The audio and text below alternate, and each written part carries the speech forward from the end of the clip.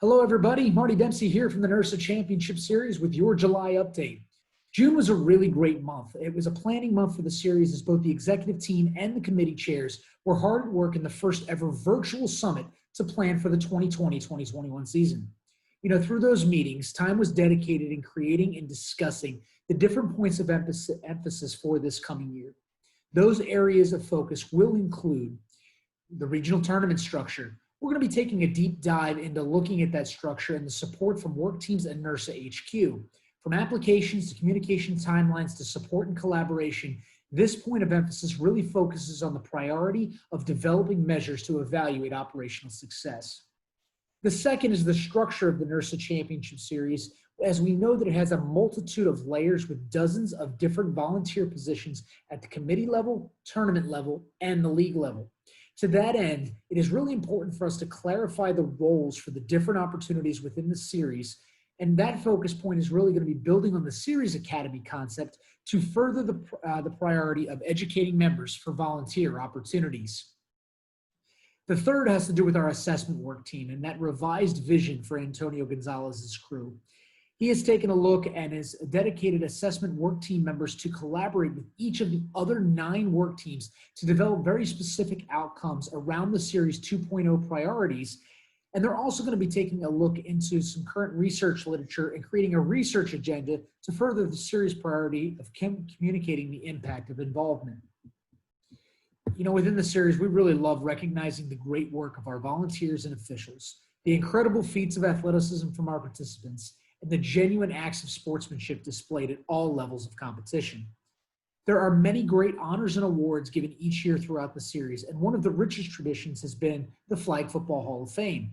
Well, this year, our standards work team will help lead the charge to look at additional options for recognition across the series, including a potential expansion into a NIRSA Championship Series Hall of Fame. COVID-19 continues to challenge how we will look at the fall semester and beyond. But with that challenge comes great opportunity. We're going to think of new ways that we can potentially add to the portfolio of the series. You may have heard about the successful basketball officials webinar that was hosted back in April, and a focus point for this year will be thinking critically about other virtual offering possibilities for staff, officials, and participants. Last and certainly not least is continuing our conversations on racial equality and social justice issues, especially within the NIRSA Championship Series. I hope you had a chance to check out many of the messages sent out across our association over the last month, but more importantly, that you've had time to reflect on action steps that you can personally take to help combat some of the challenges we face as a society. We would like to invite you to continue the conversation by coming to a roundtable hosted by the NIRSA Championship Series leadership team on Tuesday, August 4th at 1 p.m. Eastern, 10 a.m. Pacific time. While those items will be points of focus for this year, our work team chairs are also creating their own groups, charges, and goals. Each month, we'll spotlight a different committee and give you an inside look at some of the items that they are working on and plans they have for the future. For this first month, I'd like to welcome in Abby Van Note from the Student and Professional Development Work Team, who will introduce her team for this coming year. I am very excited this year to be joined on the Student and Professional Development Work Team with 7 other professionals. Our work team is super diverse in terms of years of experience within the Champ Series, as well as the functional areas that our volunteers work in. So we have representation from the sport club and intramural world, as well as youth programs, aquatics and risk management, and facilities. So I'm very excited about the perspectives that this work team will bring when we're talking about student and professional development this year.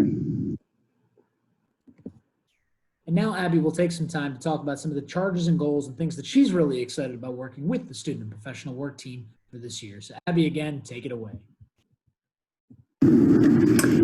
Hey everybody, this is Abby Van Note, and I am the chair of the NIRSA Championship Series Student and Professional Development Work Team. I work as a coordinator of instructional and inclusive programs at the University of Wisconsin-Madison, and I'm a second-year chair this year. And I wanted to give you a quick update about what our work team has been up to between last year and going into this year, as well as what you can expect from our work team. Like many of you, I'm working from home. I put on my nice polo for you today.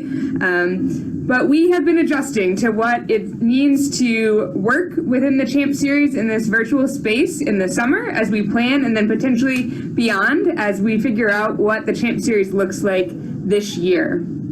One of the big projects that we started last year and we are carrying over into this year is our new staff applications for all of our tournament volunteers. And this process has been a long time coming, but we're trying to do it right. So we have engaged different host sites, different sport work teams, all of the chairs within the championship series, as well as national directors of sports and the student and professional development work team, as we have figured out what questions are vital to ask on a staff application so that we can select the highest quality of volunteers and give everyone who wants to volunteer within the Champ Series the opportunity to tell their story on an application. So you can expect this year when applications go live for our fall sports that applications will look very different. So you will see an About You section right at the beginning that asks about some demographic information, including your race, your gender identity, pronouns, and use. And that is just so that we can make sure that we are creating an inclusive environment for all of our volunteers during the application process, as well as when they get on site at these tournaments. Then you can expect to see different questions based on the positions that you're applying for. So if you're applying for a media relations team, we'll give you the opportunity to talk about past experiences that are relevant or sharing portfolios and things like that. Whereas if you're serving or volunteering to serve on an officials committee, we'll ask about your officiating experience and your officiating philosophy. So we're very excited about those questions. So hopefully we can get some rich answers and staff will be able to select the highest quality volunteers based on the positions that they're applying for.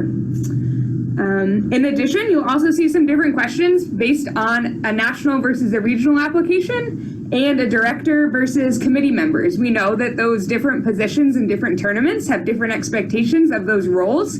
So we're asking different questions, which will be super exciting so that all the applications won't look the same and we'll be able to get the highest quality volunteers. In addition to this application process, we are also looking forward to clarifying roles. So thinking about position descriptions for work team members and chairs, as well as tournament directors at both the regional and national level. We are also looking at providing virtual student and professional development training sessions. So we're going to make those virtual. If we can be in person, that'll be wonderful, and we'll be able to do those sessions then. But it'll be a great way for us to connect student officials, student participants, and professionals in some series-related training, as well as some things that go beyond the series.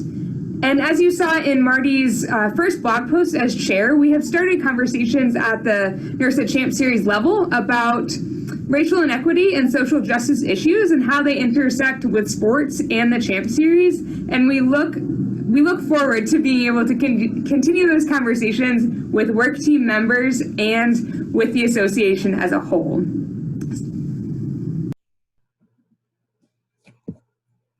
Thanks so much to Abby for that little insight into the student professional work development work team. Abby's done such great work in her first year. I'm really looking forward to year 2 under her leadership. That's everything for the July month. Series Talk is going to come up here in the next couple of weeks. That will have a much more in-depth look at what happened at the virtual summit, as well as an outlook for things to come for the fall semester. Last but not least, there's also going to be a message that is coming out fairly soon with some updates on our plans as it relates to COVID, a lot of the surveys that we have already done, communication that we've had with hosts. Look for that in our next blog post here out in the next week or so. Many more conversations to come, as we know that many of our institutions are still making plans for the fall semester.